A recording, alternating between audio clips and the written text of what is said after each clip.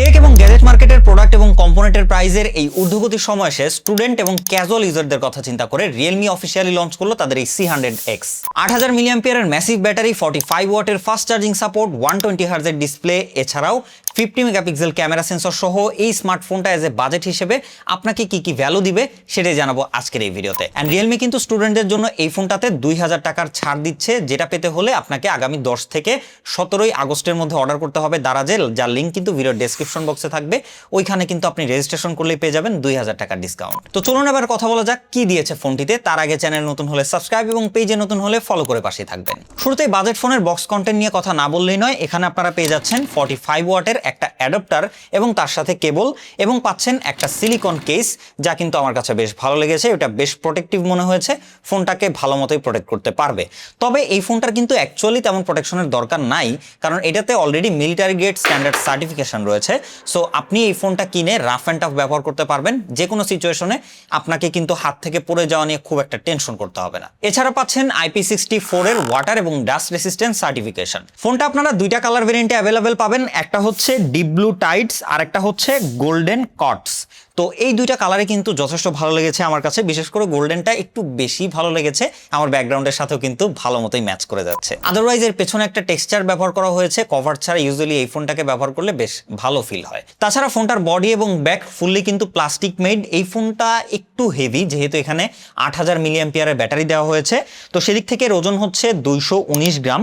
So এটাকে একটু ভারী বলা যাচ্ছে, এবং এর থিকনেস 8.6 মিলিমিটার। আদারওয়াইজ এর পেছনে একটা 8GB লাইট ব্যবহার করা হয়েছে, যেটাকে আপনি অ্যাজ এ নোটিফিকেশন লাইট হিসেবেও ব্যবহার করতে পারবেন। এইটা আশা করি আপনার কাজে আসবে এবং দেখতেও বেশ ভালোই লাগে। পোর্টস অ্যান্ড বাটন হিসেবে সবকিছুই ঠিকঠাক পজিশনে রয়েছে। Side mountain fingerprint, volume plus minus, left পাশে কিন্তু আপনারা সিম কার্ড ট্রেতে দুইটা ফিজিক্যাল সিম এবং একটা মেমোরি কার্ড ব্যবহার করার সুযোগ পাবেন। এটা বেশ ভালো বিষয়। এছাড়া আপনারা এর পেছনে 3.5mm জ্যাকটাও পাচ্ছেন, যেটা কিন্তু এখন সব ফোন থেকেই উঠিয়ে নেওয়া হয়েছে প্রায়।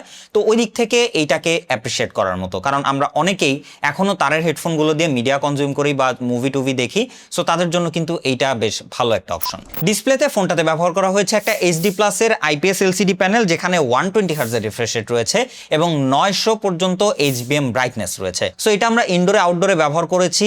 ইনডোরে কোনো রকম কোনো প্রবলেম নাই। আউটডোরে একদম ডিরেক্ট ওভার সানলাইট না হলে এটার ভিজিবিলিটি নিয়ে আশা করি তেমন কোনো ইস্যুতে পড়তে হবে না আপনাকে। তাছাড়া IPS ডিসপ্লে হওয়ার সত্ত্বেও এর কালার কন্ট্রাস্ট ভালোই লেগেছে আমার কাছে। মিডিয়া কনজিউমের ক্ষেত্রে আমরা একটু কন্ট্রাস্ট এবং ভাইব্রেন্ট কালার আউটপুট দেখতে পেয়েছি, যেটা আবার মিডিয়া কনজিউমারদের ক্ষেত্রে বেশ ভালোই লাগবে। তবে একটা বিষয় খেয়াল করার মতো, তা হচ্ছে এই ফোনটাতে ওয়াটার ড্রপ নচ ব্যবহার করা হয়েছে।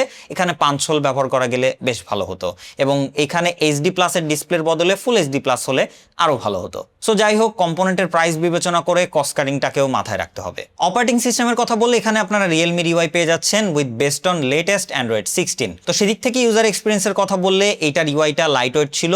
আদারওয়াইজ অ্যাপ ওপেনিং ক্লোজিংটাও আমার কাছে মোটামুটি রেসপন্সিভ লেগেছে অ্যাজ এ বাজেট ফোন বিবেচনা করলে। ফোনটা আপনারা 4 এবং 6GB র্যামের পাশাপাশি পেয়ে যাবেন 128GB স্টোরেজ সাপোর্ট, যেখানে eMMC 5.1 এর সাপোর্ট রয়েছে। সো ওভারঅল রেগুলার ক্যাজুয়াল ইউজারদেরকে এটা মোটামুটি স্ট্যান্ডার্ড লেভেলের আউটপুট দিতে পারবে। অ্যাপ ওপেনিং ক্লোজিং থেকে শুরু করে ব্যাকগ্রাউন্ডে কয়েকটা অ্যাপ্লিকেশন আপনারা রান করতে পারবেন, কোনো প্রবলেম হবে না। তবে হ্যাঁ, এটা হেভি ইউজের জন্য অবশ্যই না। তবে সেক্ষেত্রে যদি আপনি আরও বেশি হেভি ইউজ করতে চান বা প্রেশার দিতে চান, তাহলে এর 6GB ভেরিয়েন্টটা আপনি পারচেস করতে পারেন। সেক্ষেত্রে আশা করি এটার থেকে আপনাকে কিছুটা বেটার এক্সপিরিয়েন্স দিবে র্যাম ম্যানেজমেন্টের ক্ষেত্রে। চিপসেট হিসেবে ফোনটাতে ব্যবহার করা হয়েছে UniAssociate T7250, যা একটা 12 ন্যানোমিটার আর্কিটেকচারে বিল্ড করা অক্টাকোর প্রসেসর।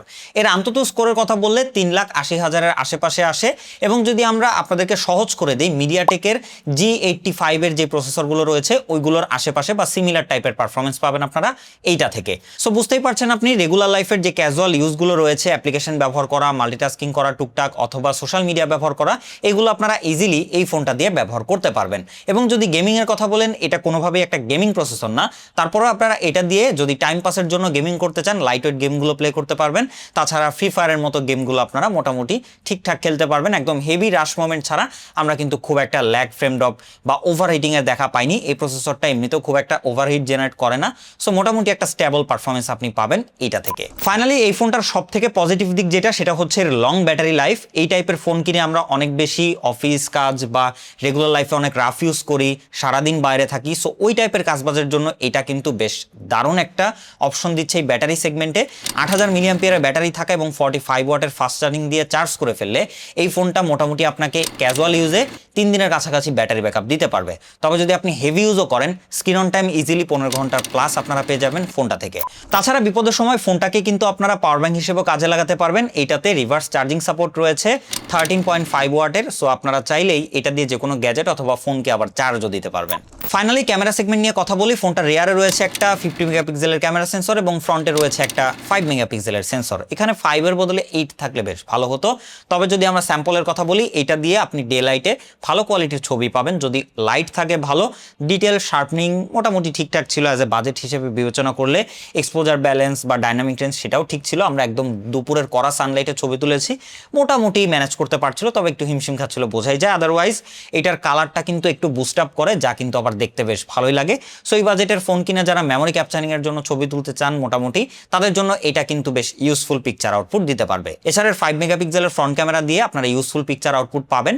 এই ফোনগুলো দিয়ে আমরা মোটামুটি ওই মেমোরি ক্যাপচারিং এর জন্য ছবি নেই বা ভিডিও কলে কথা বলি, ছবি তুলে কাউকে পাঠাই। সো ওই ক্ষেত্রে এটা আপনাকে যথেষ্ট ভালো আউটপুট দিতে পারবে। ভিডিও সেগমেন্টে 1080p 30 fps এর সাপোর্ট রয়েছে। স্টেবিলিটি আরেকটু ভালো হলে ভালো হতো। তবে যদি আপনি স্ট্যান্ডে রেখে বা স্টিল রেখে এটা দিয়ে কোনো ভিডিও করতে চান মেমোরি ক্যাপচারিং এর জন্য, সেটা কিন্তু ইজিলি করে ফেলতে পারবেন এই ফোনটা থেকে। তো সবশেষে কনক্লুশন পার্টে যাওয়ার আগে আমরা এর প্রাইস নিয়ে একটু আলোচনা করি। প্রথমত এটার 4 128GB আপনারা পেয়ে যাচ্ছেন 21999 টাকা এবং 6 128GB আপনারা পাচ্ছেন 23999 টাকা। তবে যদি আপনি একজন স্টুডেন্ট হয়ে থাকেন 2000 টাকার ডিসকাউন্টে 4GBটা আপনারা পেয়ে যাবেন 20,000 টাকায় এবং 6GBটা আপনারা পেয়ে যাবেন 22,000 টাকায়। সো এবার যদি আমরা কনক্লুশন পার্ট নিয়ে বলি যে এই প্রাইস হিসেবে আসলে অ্যাজ এ অফিসিয়াল ডিভাইস যদি আমরা চিন্তা করি, সেক্ষেত্রে মার্কেটের এখন কম্পোনেন্ট এবং প্রোডাক্টের প্রাইস যেই পরিমাণে বেড়েছে, সেদিক থেকে এই ভ্যাট ট্যাক্স অনেক দিয়ে ব্র্যান্ডেরও আসলে অনেক কিছু করার সুযোগ নেই আমাদের জন্য। অ্যান্ড আগামী 1 থেকে 2 বছর আমাদের এই প্রবলেমটা ফেস করতে হবে, সাফার করতে হবে। এটার জন্য আমরা আসলে কাউকেই দায়ী করতে পারবো না। তো ওই হিসেবে আসলে এই ফোনটার ক্যামেরা এবং ডিসপ্লে সেগমেন্টটায় অবশ্যই কিছুটা কাজ করার জায়গা ছিল। আদারওয়াইজ আমার এর ব্যাটারি ব্যাকআপের সেগমেন্টটাই সব থেকে ভালো লেগেছে, কারণ এই টাইপের ফোনগুলো কিনে আমরা লং টাইম ব্যবহার করতে চাই, বাট ব্যাটারিটাই আমাদের জন্য ইস্যু হয়ে যায়। অ্যান্ড এখন আমরা রেগুলার লাইফে এত পরিমাণে ফোন ব্যবহার করি যে ব্যাটারি ব্যাকআপটা থাকা অবশ্যই ভালো একটা সাইন। তো সেদিক থেকে বাকি বিবেচনায় আপনার কাছে এই ফোনটা কেমন লেগেছে অবশ্যই কমেন্ট বক্সে জানাবেন। ভালো খারাপ সব মতামতই আপনাদের জন্য খোলা রয়েছে। সো দেখা হবে আমাদের নেক্সট কোনো ভিডিওতে। সেই পর্যন্ত ভালো থাকবেন, সুস্থ থাকবেন। আসসালামু আলাইকুম।